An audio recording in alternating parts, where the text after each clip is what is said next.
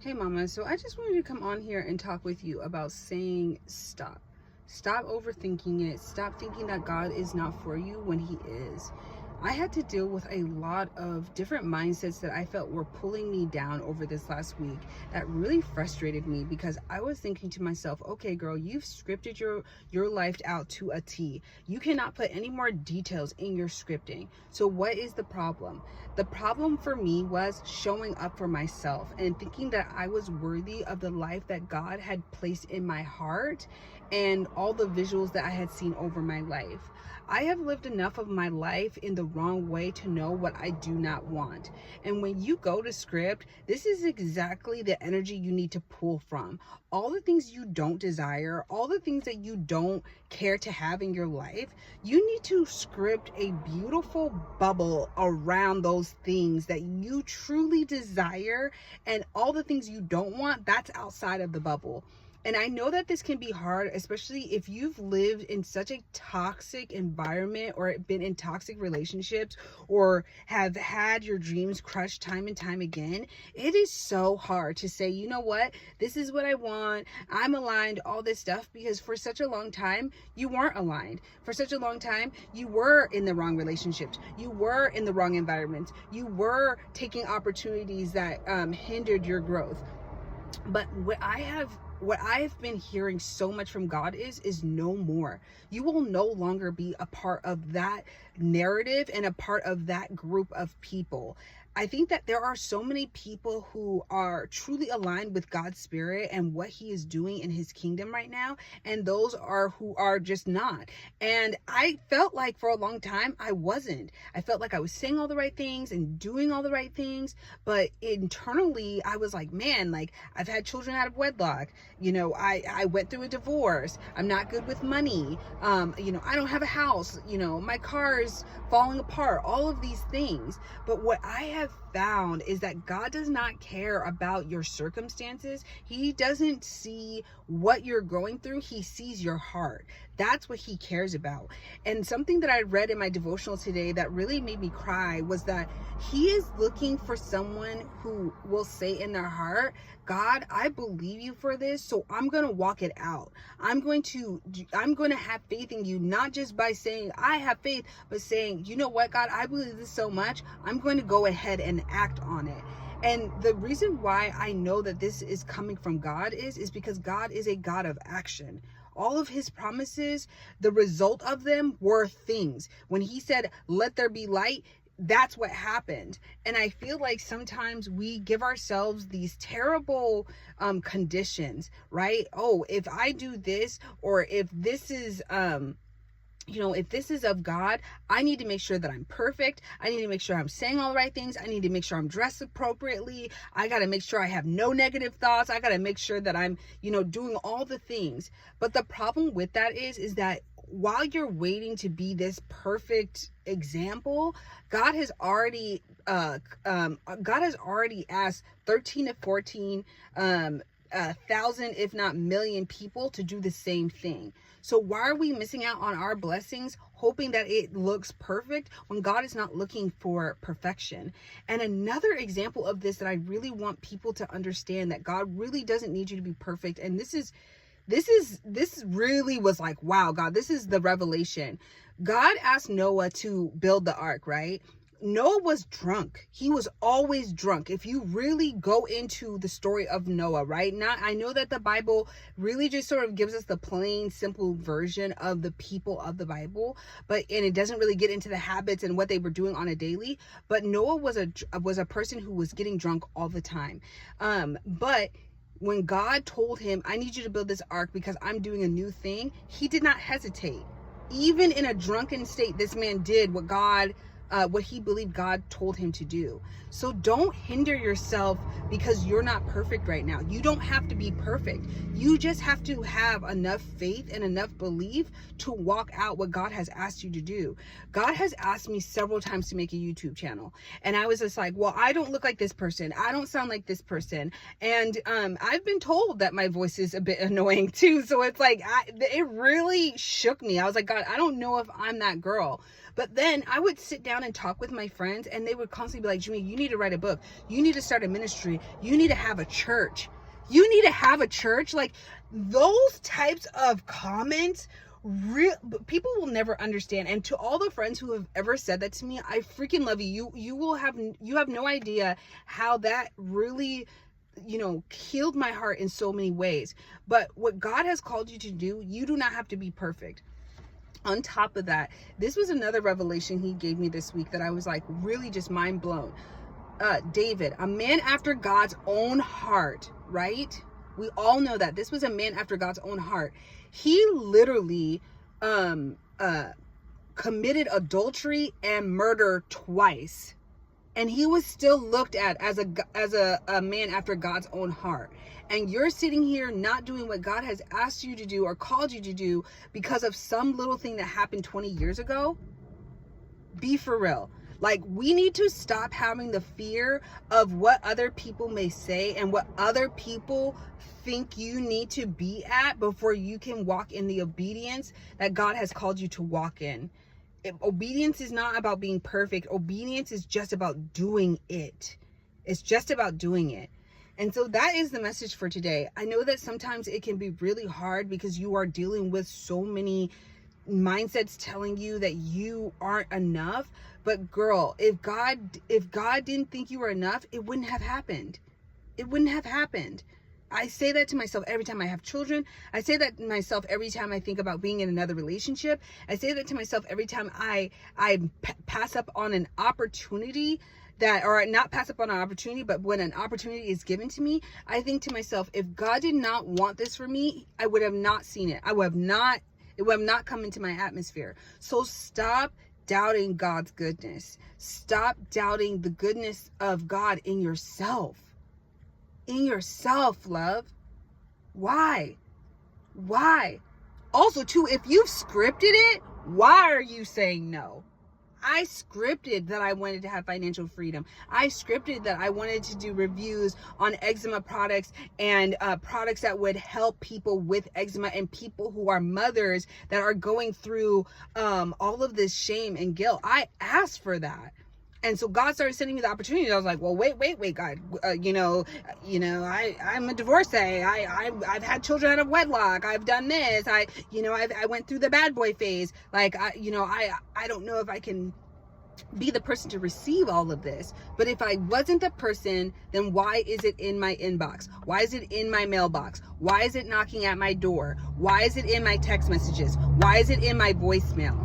If it was truly not yours, you wouldn't see it. And if it is truly not for you, you will know because the red flags are there. So stop doubting yourself. Stop allowing whatever the devil is telling you to distract you or to deter you from what God has called you to do. I'm done. And you need to say that to yourself. I am done. God has called me to be the queen of my life and the queen of my community. And I need to stand in that. And it is scary. I wish I could say that it's all peaches and cream, but it is so freaking scary. It's scary to put yourself out there. It's scary to be vulnerable. It's scary to talk about the reason why you were not, you didn't keep your marriage, why you had children out of wedlocks. All of those things are scary. But on the other side of it is someone on the other side of the screen saying, oh my gosh, that's my story. I felt so much shame. And now I know I can get through it because this person went through it. God wants to do something amazing in your life, but you have to be obedient. You have to do that thing, and you're not going to be perfect. I can tell you right now, I've dealt with lust. I've dealt with addiction. I've dealt with financial, not being a good financial steward. I've dealt with lying. Which for me, that is like, I know all those other things are terrible, but lying to me, because now what you're distorting the truth, which is what helps people, which moves people forward, which is what is the light. I've done those things because I was fearful, because I didn't believe God was for me, because I believe that I stood with the devil. What is that song? I walked with the devil. I was walking with him. Dang, if like you could even say I was his little girlfriend, because I really did not trust what God was saying. It wasn't until I sat with myself after my divorce. I sat with myself and I said, God, you have been with me since I was 12. I have not walked this out.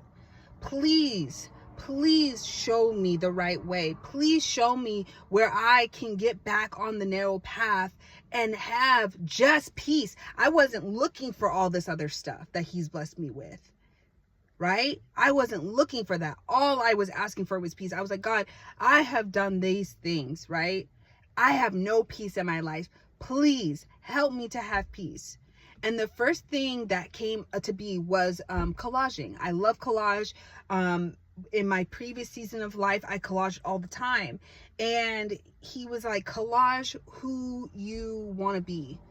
And I was like, okay, like, who do I want to be? That's sort of crazy because, you know, after a while, you sort of feel like you're set in stone with who you are.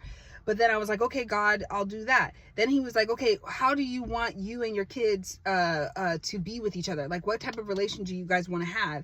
I was like, okay, that's very interesting, but it is important, so I'll do that. Then he was like, what kind of lifestyle do you want you and your kids to live? Like, if you were to get $30 million tomorrow, how would you spend it? How would you live your life? And it was crazy because when I started to do those things, I would get on TikTok and I would get so much content about scripting and visualizing and meditation that I was like, oh wow, like I feel like God just gave this to me in my quiet time, and now it's coming visually to me. And then once you start scripting and stuff, oh my gosh, like your eyes will be completely open to the opportunities that God has for you. And so it's like, you have to stop. You have to stop. You have to get quiet. You have to meditate on God's words. Don't just read them. Truly meditate until you get a revelation on what God is saying to you. And then slowly but surely start to walk that out and see what God does for you. Because he's going to do, you can't even fathom. And I still can't fathom. And I haven't even walked out what I've scripted. I think I'm still at 5 of what I've scripted. But it's like, you have no idea what God has for you, and you won't if you keep allowing the devil to whisper in your ear. You need to script. You need to meditate on his goodness, truly meditate on his word, truly figure out what it is that you desire. And don't go off of what other people are doing. Don't go off of that, especially if it brings you to jealousy and envy. Now, if you can see it and you can say, wow, God, you've done this for her, I desire that as well, then that's healthy. Move forward with that. But if you can't do that, you need to sit down with God and say, okay, God, like, what is it? Like, what is this icky feeling that's in me that's causing me to be so jealous or so envious of this person? Is it because I truly believe you won't give it to me?